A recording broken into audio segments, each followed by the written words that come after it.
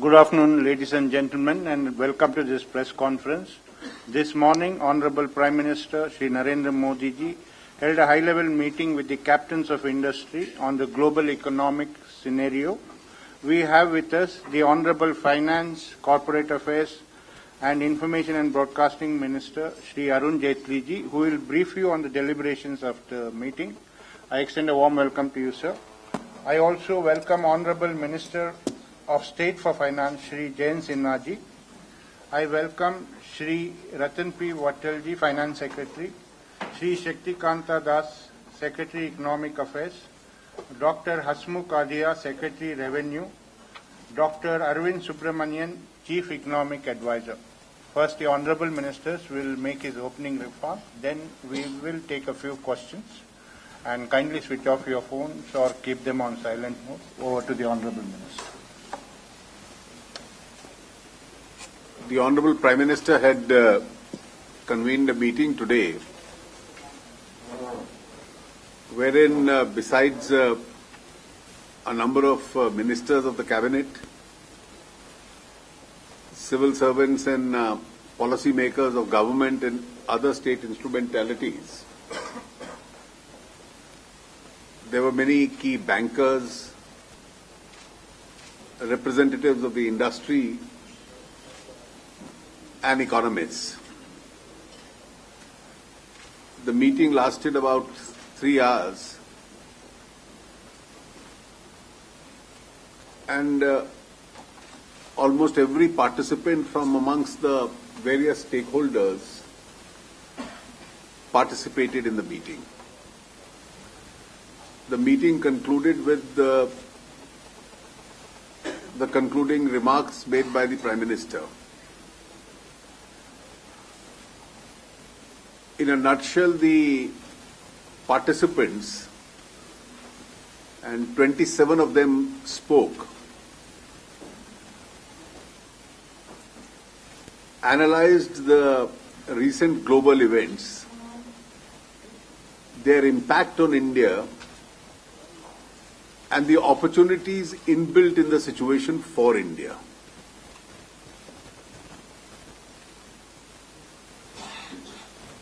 Most of the participants felt that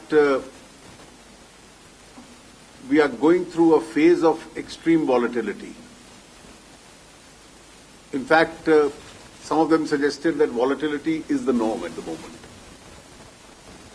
And therefore, it is going to result in some turmoil in the markets as also on the currency front.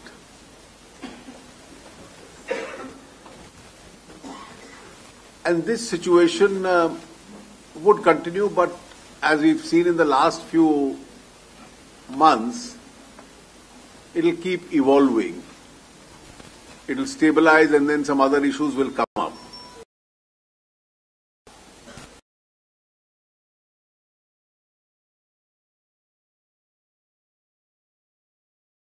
The lesser economies world over. The Chief Economic Advisor, Dr. Arvind Subramanian, had made a short presentation at the commencement of the meeting. He's here, he could explain to you at length, but the thrust of the presentation itself was that for more than one reason, the impact of this on Indian economy itself would be far lesser. Particularly because our own fundamentals are reasonably strong, as also it's an opportunity for us, being a net importer of oil, commodities which are amongst the most affected markets globally, to build upon that situation. And therefore, the thrust of most of what the participants suggested was to take steps in the direction of further strengthening the Indian economy. Now, with regard to various steps that they suggested was to concentrate on the agricultural sector, which will also have a spillover effect on other sectors because a good agriculture improves the purchasing power of a large number of people. Increased expenditure on irrigation, emphasis on food processing,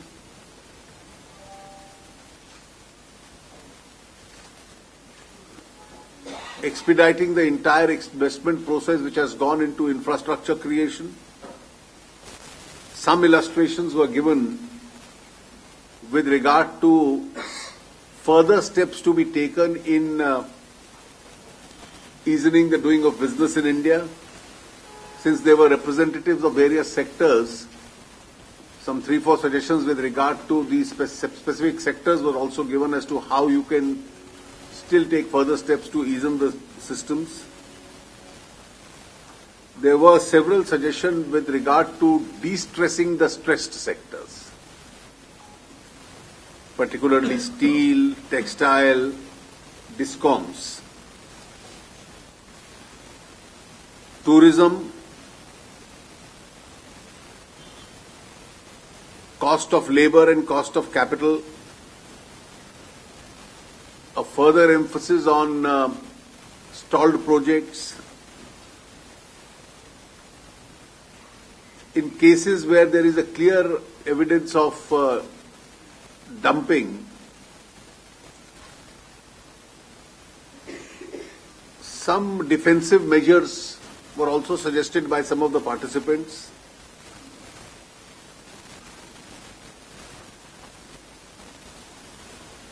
Most participants felt that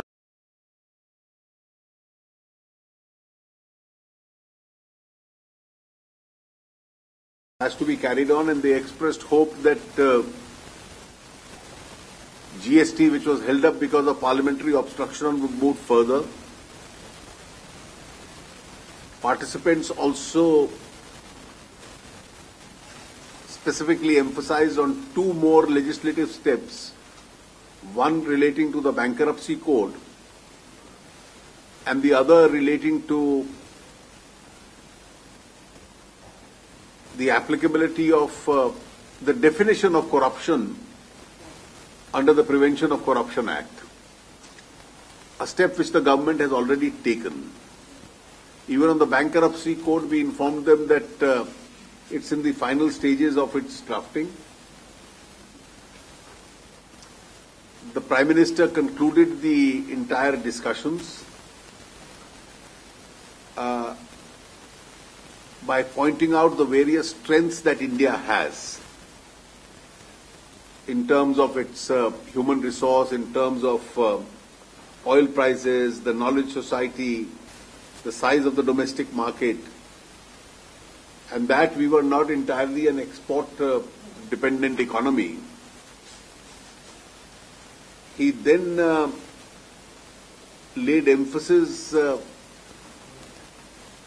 on job-creating sectors such as the MSMEs. One of the suggestions made by a participant which the Prime Minister endorsed was also on using Manrega as a possible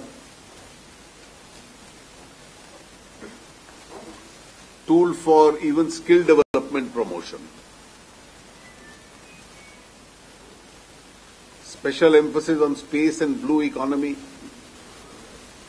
the importance of the Mudra Bank in supporting the unorganized sector, and finally,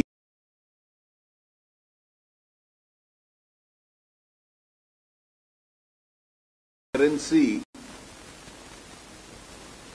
and governance which will lead to early decisions itself.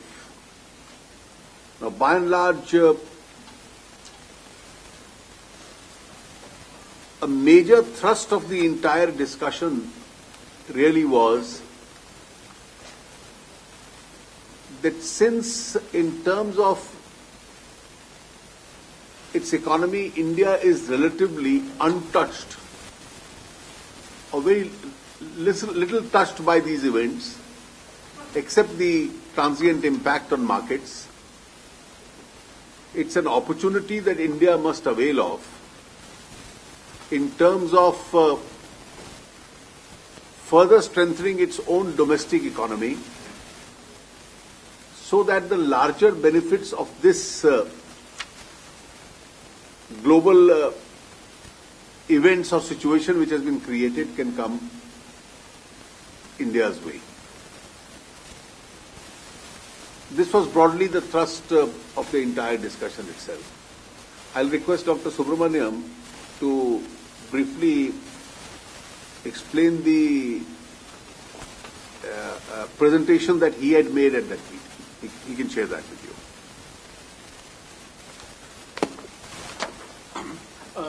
Thank you, Honorable Finance Minister.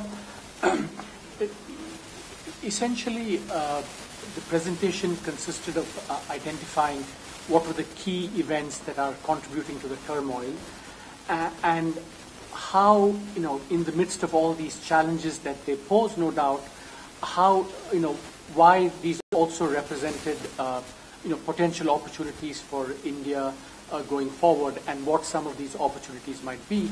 And as the Prime Minister also clarified very clearly that, this is not a matter of, one country taking advantage of another country's, performance deteriorating. It's just a matter of seeing both challenges, but especially the opportunities that arise.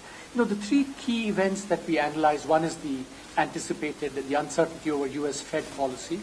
The second, of course, geopolitical events like the U.S.-Iran deal, plus the shale gas revolution, plus the slowdown in growth, are likely to lead to a situation where we see an era of relatively cheap oil. And of course, the third most important recent development that's contributing to the turmoil is, of course, China, and not just the proximate events of the stock market decline, the currency depreciation, but more fundamentally the reassessment of Chinese growth prospects. The fact that China is trying to change its model of development towards less manufacturing, less manufactured exports, more consumption, which which in a sense releases investment opportunities also for other countries. And the argument, and I'm just now recapitulating what the Finance Minister said, that cheap oil basically means that for us it's going to help us maintain macroeconomic stability, because oil is such a key determinant of inflation, the fiscal deficit, and the current account deficit. And it's an interesting factoid that many of our episodes of macroeconomic pressures in 81, 91, 2013 were all associated with high oil prices. So low oil prices are contribute to macro stability. Then, of course, India does stand out. All the projections that you see is going to be the highest growing country amongst all the major economies. And that's a fact that means that India is going to remain a relatively attractive investment destination. And on the other side, while there is no doubt that, the Chinese slowdown and the massive excess capacity in several sectors, including steel, is going to pose challenges for India, but there is a sense in which we're less vulnerable because our exports to China as a share of our GDP is much less than many emerging market countries. So in that sense, the Chinese slowdown will have little less impact on us. And then the big opportunity that arises from this whole thing is that, if you think about it, India is a country that has a lot of untapped potential in many areas, including infrastructure. And what, in some ways, the recent turmoil is doing is that the cost of building infrastructure actually is going to go down, making investment more attractive because, all the inputs that infrastructure uses like coal, cement, steel, etc. are much cheaper now.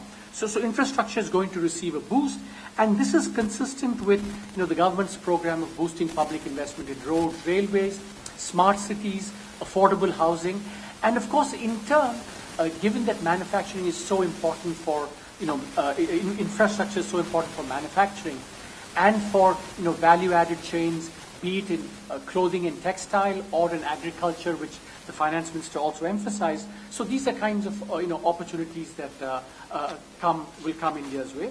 And to some extent, we see that happening already because, even today's newspaper, for example, has an article on Siemens wanting to come to India, and that's consistent with, companies like Foxconn, Xiaomi, many others either committing or actually committed to coming to India.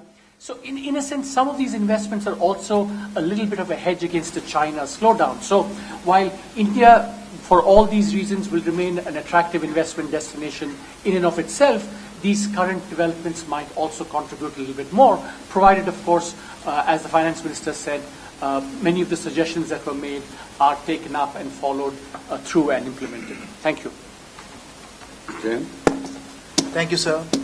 I think there was broad consensus in the meeting that we are going to go through a bit of a turbulent period. As Honorable Finance Minister has also said, there are some transient effects in the global economy that will take themselves some time to work through.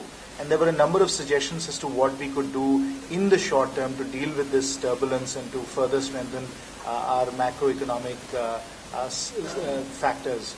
These included discussions around how we could strengthen our administrative mechanisms and streamline certain. There were some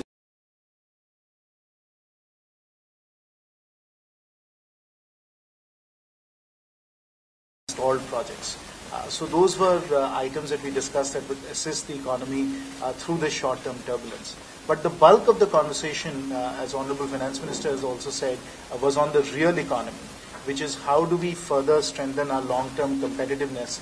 And there we discussed at length about infrastructure, we discussed about agricultural productivity, we talked about logistics, and we talked about the cost of capital. So there were a number of these factors that were brought up.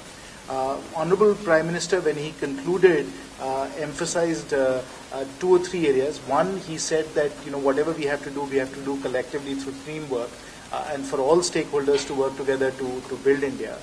Second thing he did say was that there are global and domestic trends, as the CA has pointed out, that are very positive for India.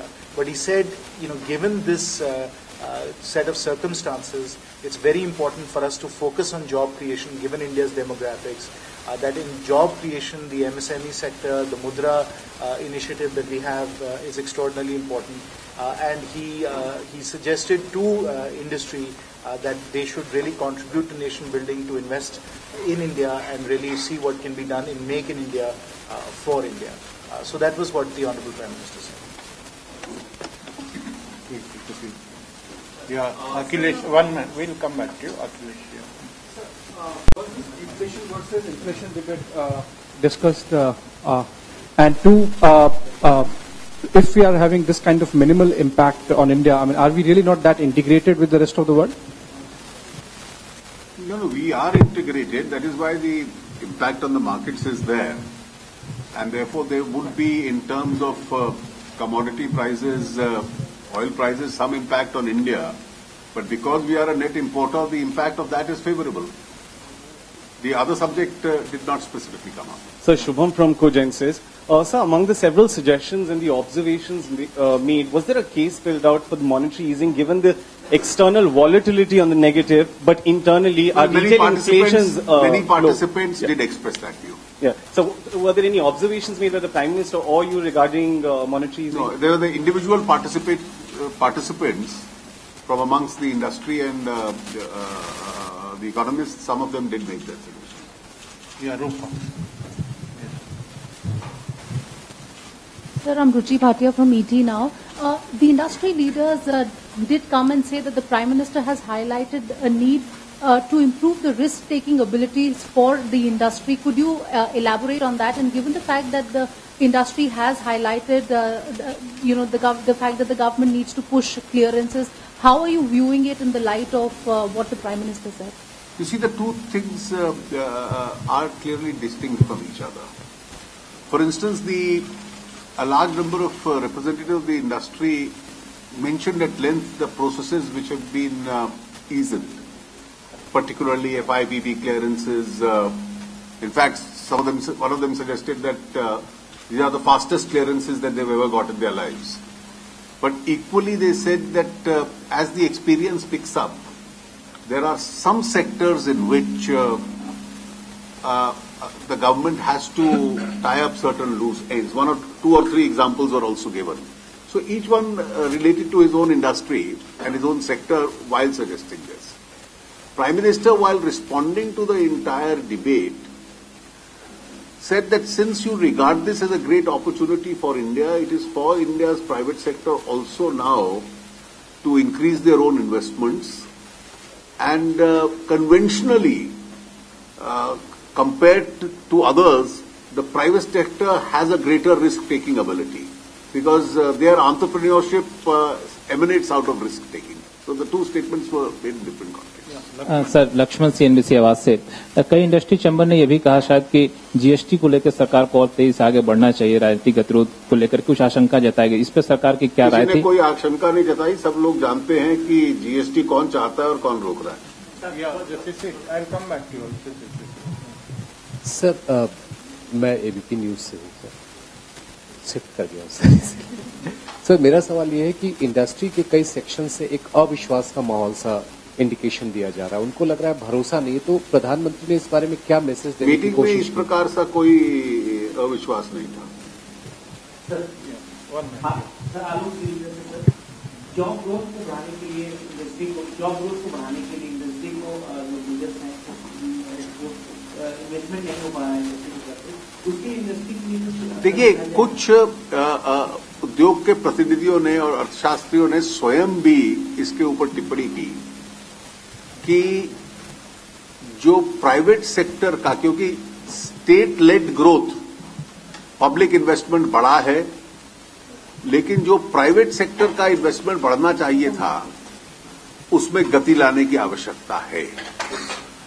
जहां तक job creation का प्रश्न है, प्रधानमंत्री जी ने इसका काफी लंबे तरीके से जिक्र किया, पार्टिसिपेंट्स ने भी किया.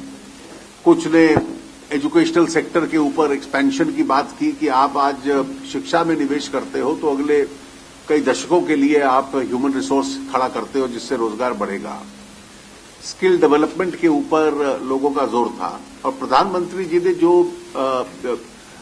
अनऑर्गेनाइज सेक्टर है और एमएसएमई है कि बहुत बड़ा योगदान इनकी सहायता करे बैंकिंग सिस्टम और रोजगार क्रिएट करने का ऐसे माहौल में इसमें क्षमता है, क्योंकि ये अर्थव्यवस्था को नीचे से उसके बेस को बढ़ाता है.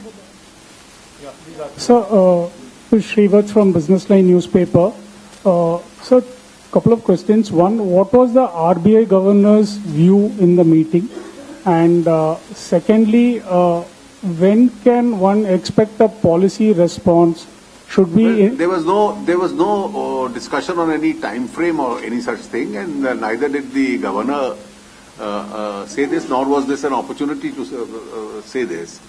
Of course, towards the end, before the Prime Minister spoke, just as Dr. Subramaniam had initiated the discussion, amongst the economists present there, Dr. Vivek Debroy, Dr. Panegriya, Dr. Rajan, on the economic situation and how they look at the situation, they gave their own opinions. Yeah, Sapna. I'll come back to you. Yes. Sapna from CNBC. So, somebody else had also earlier asked this question about deflation, and the Chief Economic Advisor has spoken about it. So, how confident are we in terms of our, growth indicators for this year?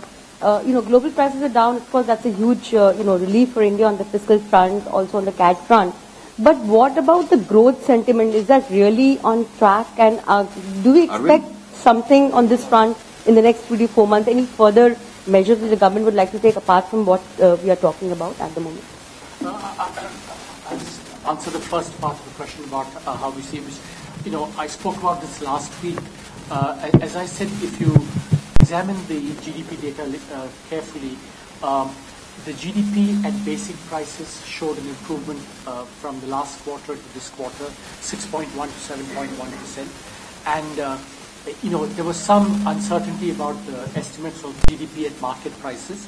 And if you kind of adjust it for the methodology of the CSO, that too seems to suggest that directionally GDP at market prices also improved from last quarter to this year. So the sense that there is a recovery is there in the data.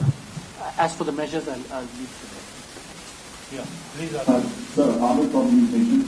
एक question है मेरा ये कि जिस तरह से inflation negative margin है और उसके बाद आरबीआई के साथ बैठक हुई है, क्या इंटरेस्ट रेट को लेकर के कोई गाइडलाइन आगे के लिए कोई इंटरेस्ट रेट कम होने पर नहीं, इस विषय के ऊपर आरबीआई का अधिकार क्षेत्र में आता है और इसलिए इस विषय पे सरकार कोई टिप्पणी करे इसकी कोई आवश्यकता नहीं है। हाँ, दीपिका उधर या kindly come this side, please, camera. So CA in his assessment of the economy a few days back had said that India is entering into deflationary territory. What was RBI governor's assessment of the Indian economy at the meeting? There was no reaction or comment on this issue. Yeah, Venkatram.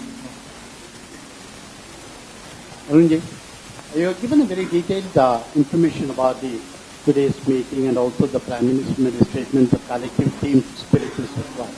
Under these circumstances, the Chief Minister of Tamil Nadu, Jayalalitha, has set a record of collection of the investment of 1 lakh crore in Tamil Nadu.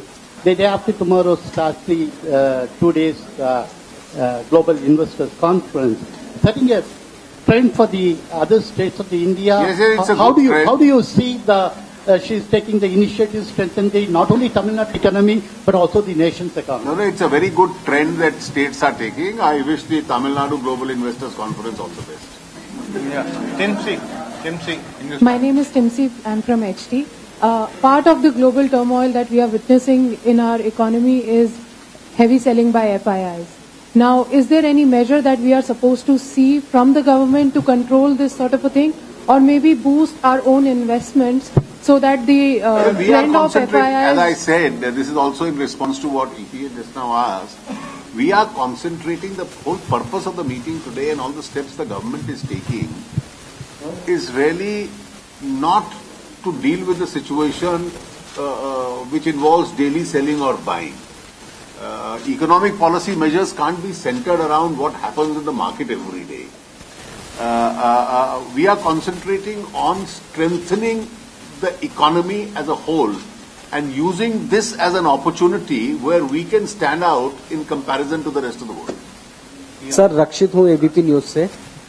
Sir जब आपकी सरकार आई और land acquisition ordinance लेके आई तो industry ने बहुत positive reviews दिए, बहुत खुश थी, लेकिन अब इस पर सरकार जिस तरीके से पीछे गई है तो अब इंडस्ट्री के क्या कंसर्न्स थे, क्योंकि इसी को अभी तक का सबसे बड़ा इकोनॉमिक नहीं है, क्योंकि सरकार ने जो वैकल्पिक रास्ता बतलाया है वो उद्योग को भी समझ में आता है। एक पार्टिसिपेंट ने उसका जिक्र किया और उसने कहा कि ये जो वैकल्पिक रास्ते राज्यों के माध्यम से सरकार दिखला रही है, अन्य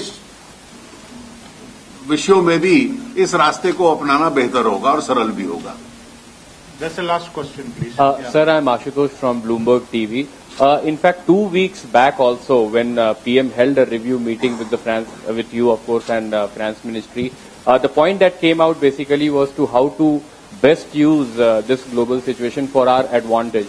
But what actually is the blueprint? What actually are we looking at in terms of using this situation for our best advantage?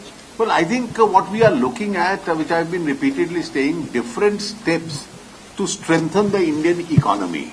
Now, the steps will range from investment in infrastructure, investment in irrigation, so that we can easing businesses, attracting more global investment, generating private sector investment in India, increasing public. These are the various steps which we mentioned, which we are taking. So, in this situation, the best option for India is to strengthen our basic parameters. Thank you, Honorable Minister. Sir. Thank you, friends.